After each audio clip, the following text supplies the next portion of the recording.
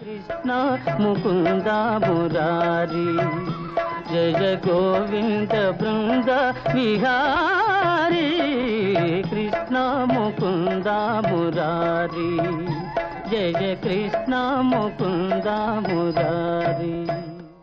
శ్రీ విష్ణు చిత్తకులనందన కల్పవల్లీం శ్రీరంగరాజ హరిచందన యోగ దృశ్యాం సాక్షాత్ క్షమాం కరుణయా కమలామివాన్యాం గోదామనన్య శరణః శరణం ప్రపద్యే గోదామనన్య శరణః శరణం ప్రపద్యే. శివాయ గురవే నమః. శ్రీమాత్రే నమః. శ్రీ విష్ణురూపాయ నమః శివాయ. శ్రీ గోదారంగనాథాభ్యాం నమః. శ్రీవ్రతాన్ని అనుష్ఠిస్తున్న అమ్మ గోదాదేవి అనుగ్రహించిన పాశురాల్లో 20వ రోజు పాశురాన్ని ఈరోజు చెప్పుకుంటూ ఉన్నాం. ఇందులో పరమాత్మను మేల్కొలుపుట, అదేవిధంగా పరమాత్మని ఎడబాయినటువంటి తల్లి నీలాంబని మేల్కొలుపుట, ఈ రెండు భావములు కనబడుతున్నాయి. 33 అమర్కు మున్సెన్రు కప్పం తవిర్కుం కలియే துயிலாய் செப்பமுடையாய் திரளுடையாய் செத்தார்க்கு வெப்பங் கொடுக்கும் விமலா துயிலாய் செப்பன்ன மென்முலை செவ்வாய் சிறுமருங்குல் நப்பின்னையின் அங்காய் திருவே துயிலாய் உக்கமும் தட்டொளியும் தந்து உன் மணாலனை ఇప్పోదే ఎమ్మై నీరాట్ ఏలోరం బావై. ఇక్కడ పరమాత్మకి చేసినటువంటి సంబోధనలు చాలా ఉదాత్తమై ఉత్కృష్టమై ఔచిత్యంతో కూడినటువంటి సంబోధనలు కనబడుతున్నాయి. 33 అమరర్కు మున్సెన్రు కప్పం తవిరుక్కుం కలియే. 33 కోట్ల దేవతలకి రక్షణనిచ్చేటువంటి పరమాత్మ, ఇది ఈ సంబోధన. 33 కోట్లు దేవతలు ఉన్నారట, అంటే 33 కోట్లు. 33 కోట్లు అంటే ఎవరు వీరు? వీటికి సంబంధించినటువంటి వైదిక విశేషం ఉన్నది. 12 ఆదిత్యులు, 11 రుద్రులు, 8 వసువులు, అశ్విని దేవతలు, మొత్తం వీళ్ళు 33. వీళ్ళకున్న గణములు, వీటితో కలిపి మొత్తం దేవగణములన్నీ 33. ఈ దేవగణములన్నిటికీ కూడా అధిపతి అయినటువంటి దేవాదిదేవుడు భగవానుడు శ్రీమన్నారాయణుడు, ఆయనే శ్రీకృష్ణ పరమాత్మ. పైగా దేవతలను అనుగ్రహించడానికై అవతరించాడు ఆయన. అవతారాలన్నీ కూడా దేవతలను అనుగ్రహించడం, తద్వారా లోకరక్షణ. అందుకు దేవతలను అనుగ్రహించడానికి అవతరించిన వాడు అనే భావము ఇక్కడ ఈ మొదటి పాదంలోనే చూపిస్తున్నారు. పైగా ఎలా అనుగ్రహిస్తున్నాడంటే మున్సెన్రు కప్పం తవిరుక్కుం కలియే. మున్సెన్రు అంటే వారికి ఆపద కలగడం కంటే ముందే ఆయన అనుగ్రహిస్తున్నట్ట. ఆపద కలిగేక అనుగ్రహించడం ఒకటి ఉన్నది, అలా కాకుండా ఆపద రాకుండానే అనుగ్రహిస్తున్నాడు స్వామి. అనగా ఆయన యొక్క భక్తరక్షణలో ఉన్నటువంటి త్వర, తొందరగా అనుగ్రహించాలనేటువంటి వాత్సల్యం, ఆ వాత్సల్యాన్ని ఇందులో చూపిస్తున్నారు. అటువంటి వాత్సల్య భావము సామర్థ్యము రెండు. కేవలం కరుణ ఉంటే సరిపోతుందా? కరుణ చూపించి రక్షించగలిగే సమర్థత కూడా ఉండాలి. అందుకే స్వామివారి వద్ద కారుణ్యంతో కూడినటువంటి సామర్థ్యం ఉన్నది. అటువంటి సమర్థుడైన ఓ పరమాత్మ కలియే అంటే ఓ బలమైన వాడా, పరమాత్మ యొక్క పరాక్రమాన్ని ఇక్కడ చెప్తున్నారు. ఈ పరాక్రమము రక్షించే పరాక్రమం. అటువంటి పరాక్రమం గల స్వామి మేల్కొనవయ్యా. దీనికి చక్కటి పల్లవిగా చేస్తూ కృష్ణశాస్త్రి గారు మేలుకో శ్రీకృష్ణ మేలుకొనవేమి చాలుబడి గలదేవ మేలొసగు స్వామి అని దీన్ని అనువదించారు.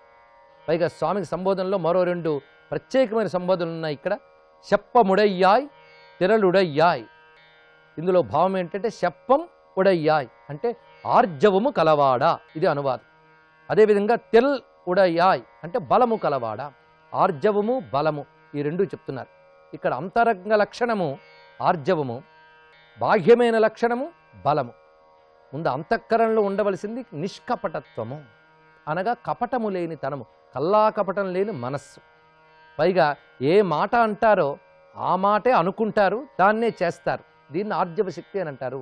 మనసు, మాట, చేత, త్రికరణ శుద్ధి, ఈ 3 ఒకేలా ఉంటే దాని ఆర్జవ శక్తి, రుజుస్వభావము అని అంటారు. అది పరమాత్మ వద్ద ఉన్నది. అటువంటి రుజుస్వభావం గల ఓ పరమాత్మ పరాక్రమం గల స్వామి. కనుకనే స్వామి యొక్క కరుణ నిష్కపటమైన కరుణ, కపటం లేనివాడు.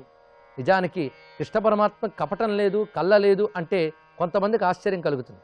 కృష్ణుడు అంటేనే మాయదారి కదా అని అంటాం, కానీ కృష్ణ పరమాత్మే కపటం లేని దేవుడు. ఎలాగంటే తన యొక్క లీలలన్నిట్లోని కూడా ఏమాత్రం దాచిపెట్టుకోకుండా తన పరమాత్మ భావాన్ని ప్రకటించాడు. తాను పరమాత్మని, పరమేశ్వరుణ్ణి, దేవాది దేవుణ్ణి అని తన లీలలో ప్రకటించాడు. అలాగా మాయలేని అవతారం స్వామివారిది, కపటము లేని అవతారము. అందుకే చెప్పముడయ్యాయ్ అంటే ఆర్జవము కల దేవుడు. పైగా ఏ మాట ఇస్తే ఆ మాట పాటిస్తాట. ఈ మాట చెప్పడంలో విశేషం ఏంటంటే, ఆశ్రయించిన భక్తులను అనుగ్రహిస్తాను అని మాట ఇచ్చాడు స్వామి. మేము ఇప్పుడు ఆశ్రయించాం కాబట్టి మమ్మల్ని అనుగ్రహించాలి. అలా అనుగ్రహించడానికి కావలసిన సమర్థత కూడా ఆయన వద్ద ఉన్నది. అందుకే తెరలుడయ్యాయ్, సమర్థత కలిగినవాడు, బలం కలిగినటువంటి వాడు. పైగా ఆయన పరాక్రమం ఎటువంటిదంటే, శత్తార్కు వెప్పం కొడుక్కుం విమలా, అనగా శత్రువులకి జ్వరం పుట్టించేటువంటి పరాక్రమం కలవాడు అని. ఆయన పేరు తలంచుకుంటేనే శత్రువులకు భయం కలుగుతుందిట. అటువంటి పరాక్రమం స్వామి తన లీలల్లోనే చూపించాడు. కృష్ణ పరమాత్మ ఒక అపరాజిత అవతారం. ఎక్కడ ఆయనకు ఓటమనేది లేదు. ఆయన సమస్త దుష్టుల్ని కూడా నిగ్రహించాడు. పైగా ఎవరు ధర్మానికి శత్రువులో భక్తుల్ని బాధ పెట్టేవారో వారిని శిక్షించాడు స్వామి. అందుకే ఇక్కడ శత్తార్కు వెప్పం కొడుక్కుం అనగా శత్రువుడికి జ్వరం కలిగించేటువంటి విమలా. ఆ సంబోధన చాలా అద్భుతమైనటువంటి సంబోధన. విమల అంటే నిర్మలుడా అని అర్థం. స్వామి ఏ దోషము లేనటువంటి వాడు. ఇతరుల్ని కొట్టాడు, ఇతరుల్ని శిక్షించాడు అంటే అది హింస కదా, అది దోషం కదా అంటే అది దోషము కాదు అని చెప్పడానికి విమల అని. ఆయన శత్రువుల్ని శిక్షించడం కూడా కరుణలో భాగమే. ఆయన నిర్మలుడే అని. తుజలలాయ్ అంటే మేల్కొను, చెప్పన్న మెన్ములై. ఇక్కడ చెప్పేటప్పుడు ఆ తల్లిని సంబోధిస్తూ ఉన్నారు. ఇక్కడ చక్కని ఉన్నతమైన స్వర్ణ కలశముల వంటి వక్షస్థలము కలిగినటువంటి తల్లి, ఎర్రని పెదవులు కల్ల తల్లి, సన్నని నడుము కల తల్లి. ఇక్కడ అమ్మ యొక్క దివ్య శోభాలక్షణములతో కూడిన సర్వలక్షణ సంపన్నమైన మంగళ విగ్రహాన్ని వర్ణిస్తున్నారు. నప్పిన్నై అంటే ఓ నీలాదేవి, నంగాయ్ ఓ పరిపూర్ణురాల, మేలుకో ఓ నీల పరిపూర్ణురాల అని అనువదించారు కృష్ణశాస్త్రి గారు. ఇక్కడ ఆవిడ పరిపూర్ణురాలు, సాక్షాత్ మహాలక్ష్మి స్వరూపం. అందుకే ఇక్కడ శ్రీ అని చెప్పబడుతున్న తల్లి ఆవిడ. శ్రీ అనేటువంటి భావము వైష్ణవ సంప్రదాయంలో చాలా విశేషం. పురుషకార స్వరూపమైనటువంటి మహాలక్ష్మి ఇక్కడ నీలాదేవిగా చెప్పబడుతున్నది. ఈవిడికి శ్రీ అనే పేరు రావడానికి రెండు రకాల అర్థాలు చెప్తారు. ఒకటి, పరమాత్మని ఆశ్రయించుకున్న శక్తి గనక శ్రీ, శ్రీయతే ఆశ్రయతే ఇది శ్రీ, పరమాత్మను ఆశ్రయించుకున్నది. ఆవిడ నీలం అన్నాం, స్వామి నీలమేఘశ్యాముడు అన్నాం. నీలకాంతి ఆ నీలమణి వంటి కృష్ణుని ఆశ్రయించుకున్నది. అదేవిధంగా ఈ తల్లి ఆయన్ని ఆశ్రయించుకున్నది. మనమందరం ఆ తల్లిని ఆశ్రయించుకున్నాం. మనం తల్లిని ఆశ్రయించుకుంటే తల్లి స్వామిని ఆశ్రయించుకున్నది గనకనే స్వామితో మనకు ఆ అనుసంధానాన్ని ఇవ్వగలిగిన శక్తి ఆవిడ. అందుకు ఆశ్రయించి ఉన్నది, ఆశ్రయింపజేయునది అనేటువంటి భావం కూడా ఇందులో ఉన్నది. ఇంకొక అర్థంలో శృణోతి శ్రావయితి ఇది శ్రీ అని, విని వినిపించే తల్లి అని. భక్తులు పరమాత్మకు మొరబెడితే ఆ మొర విని ఆయనకు వినిపిస్తుంది. ఆ తత్వమే ఇక్కడ శ్రీతత్వము, అదే నీలాతత్వముగా చెప్పబడుతున్నది. దీన్ని అన్నమాచార్య తన కీర్తనలో పరమాత్ముడైన హరి పట్టపురాణివి నీవు ధర మము విచారింప తగు నీకు నమ్మా అన్నారు. ధర మము విచారింప తగు, మేమేమిటి అనేది తెలుసుకుని ఆయనకు తెలియజేసే తల్లివి నువ్వు.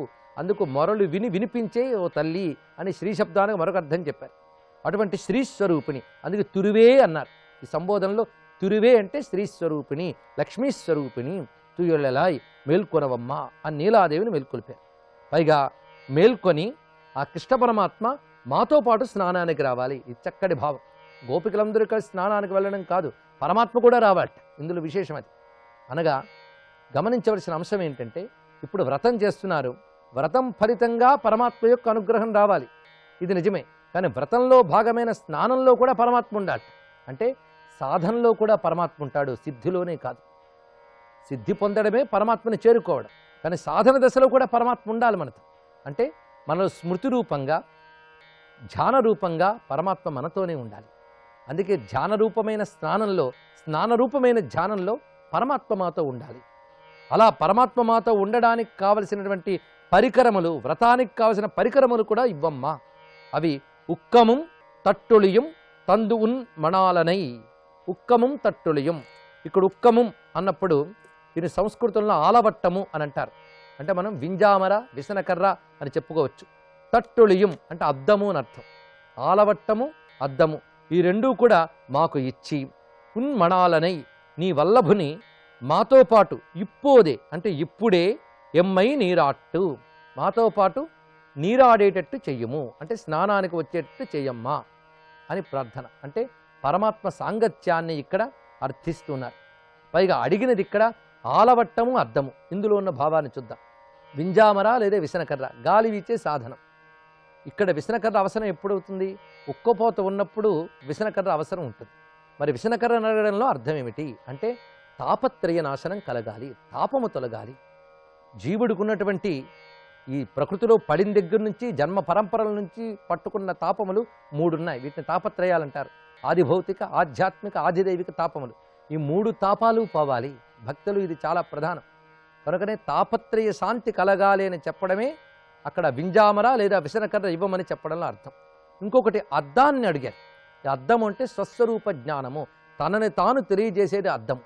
అందుకు తానేమిటో తెలియజేసేటువంటి ఆ జ్ఞానస్వరూపమైన దర్పణము ఇక్కడిమ్మని. కనుకనే తాపశాంతి, జ్ఞాన ప్రాప్తి ఈ 2 కావాలి. ఈ రెండిటితోనే పరమాత్మ లభిస్తున్నాడు. ఈ 3 ఇవ్వాలంటే అమ్మ అనుగ్రహం ఉండాలి. ఇది తెలుసుకోవాల్సింది. ఆ తల్లి అనుగ్రహం ఉంటేనే కానీ ఈ 3 లభించం. అందుకే నన్ను బ్రౌవమని చెప్పవే సీతమ్మ తల్లి అని రామదాస్ చెప్పిన మాటకి ఇదే అర్థం. అదేవిధంగా త్యాగరాజస్వామి వారు కూడా మా జానకి చెట్టా పట్టగా మహారాజు వైతివని అమ్మనే ఆశ్రయించారు ఇక్కడ. అందుకే అమ్మని ఆశ్రయిస్తేనే అయ్య యొక్క కారుణ్యం మనకి లభిస్తున్నది. అసలు ఆయన యొక్క కారుణ్య స్వరూపమే అమ్మ. ఆ కారణం చేతనే ఇక్కడ ఈ విధంగా కీర్తిస్తూ ఉన్నారు. తాపత్రయ శాంతి, జ్ఞాన ప్రాప్తి ఈ రెండింటితో భగవత్ ప్రాప్తి. ఈ 3 కలగాలంటే అమ్మ అనుగ్రహం కావాలి. అటువంటి అమ్మ అయిన నీలాదేవిని నమస్కరిస్తూ, నీలని ఆశ్రయించమని ప్రబోధించినటువంటి గోదాదేవిని నమస్కరిస్తూ ఆండాళ్ తిరుబడగలే శరణం.